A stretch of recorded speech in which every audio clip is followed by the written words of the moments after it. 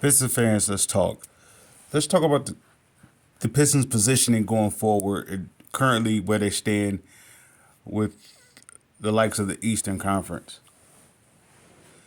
Okay, let's start off with the top tier teams. Then we go to the next level. Then we go to the mid. Then we go to those who will be rebuilding.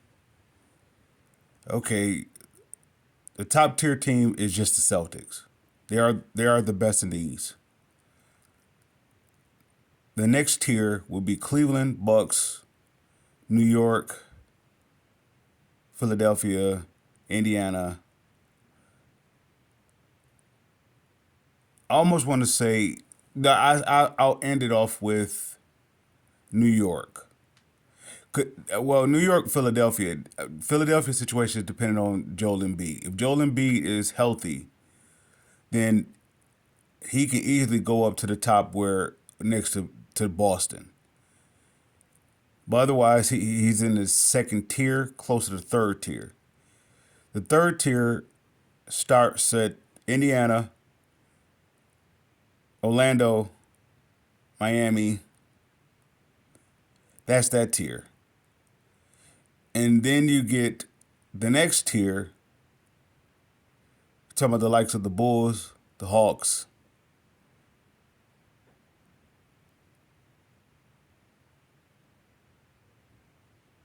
I guess you could throw the Bulls and Hawks with that last tier, the prior tier. And then you go with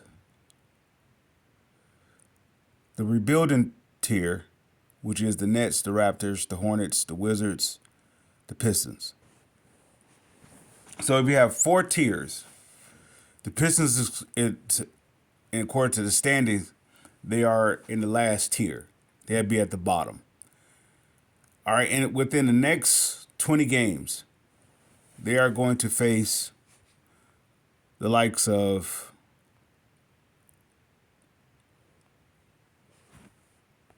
the Pistons finish out the West Coast by playing against the Lakers and Phoenix, which will be, I want to say, is going to be a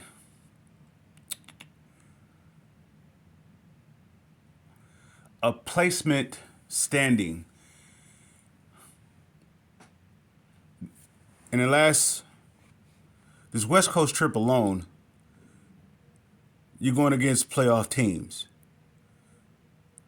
And we're talking about playoff teams. We're talking about the Kings, maybe with the exception of the Trailblazers, the Clippers, the Lakers, and Phoenix. Those are potentially or considerably the very best of the West Coast. Outside of, you got Dallas and maybe another team. According to standings, Dallas and Denver may be a better team.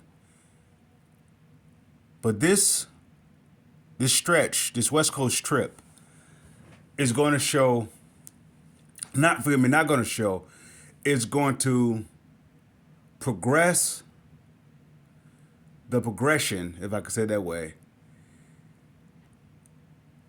Not just the youth, but the Pistons no longer being a rebuilding team. This stretch of games, this next two games alone. But okay, that's the Lakers and the Phoenix. By the time they play against Indiana, and I believe Indiana is a playoff team. I believe that they are. Okay, you have Indiana, Milwaukee. I mean, for Indiana, the Magics, and the Knicks. The Bulls, Cleveland, the Magics, Heat. Look at all these playoff teams that they had to face. I don't know if New York. The Nets is a playoff team. I'm not sure. And then you round that out with the Mavericks. Look at the stretch of games that they had to play against playoff teams. Watch, and these. Okay, let's see. Let's count it off. Starting with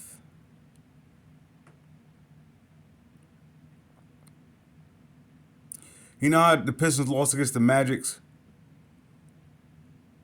the last time they played, and then they came back and and they beat the Kings, and then they didn't close out the game in Portland. Then they beat the Clippers. No, then they lost to the Clippers. They didn't close out that game.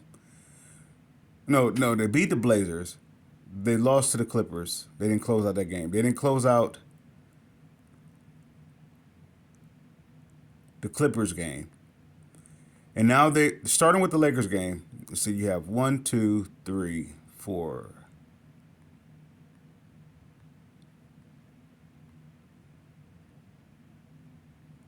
In the stretch of 10 games, the Pistons is going to go 500 or better. I'm going to say let's say they go 500. They're going to win 5 out of 5. Let's count it off which games they're going to win.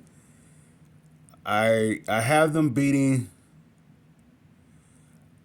I have them beating the Orlando Magics twice in this stretch.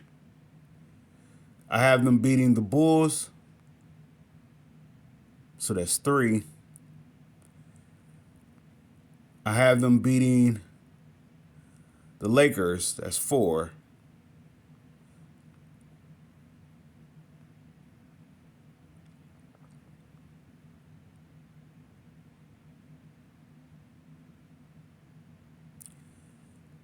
So you have the Magics, that's 2. The Bulls, 3. Lakers, 4.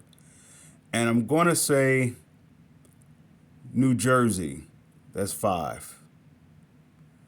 In the next stretch of 10 games, the Pistons are going to go 500.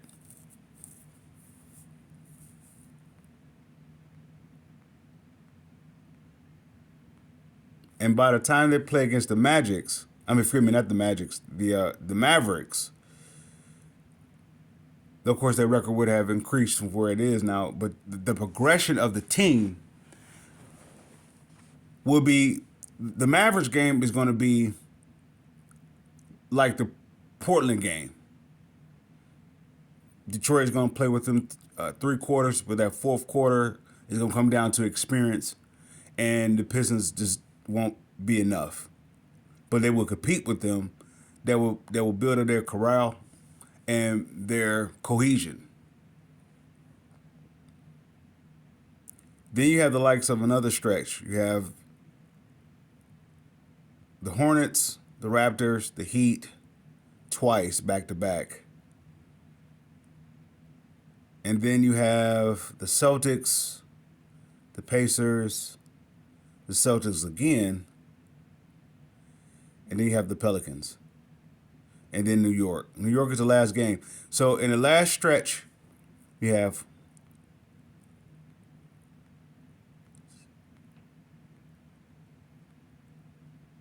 the last 10.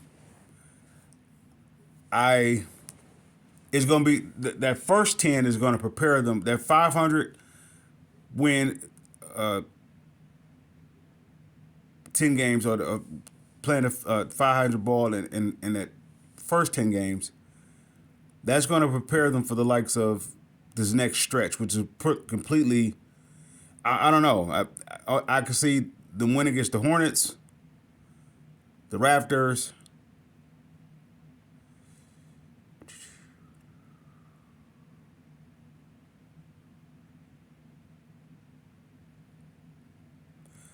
they may get the Heat.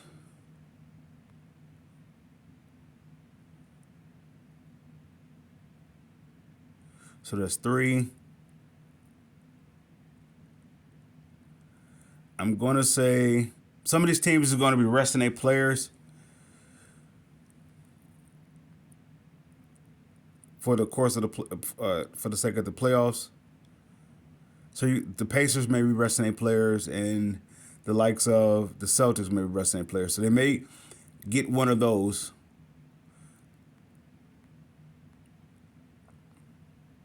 So in the next 20, I got the Pistons being 500. They're going to get 10 games out of the next 20. And this is a stretch. This is a tough stretch. These next 20, they're going to get predominantly playoff teams. I have them winning 10. They're going to go 500 in the first 5. I mean, in the first 10, and then this is overall, they're going to go 500 for the next 20 games. Pistons fans, I salute.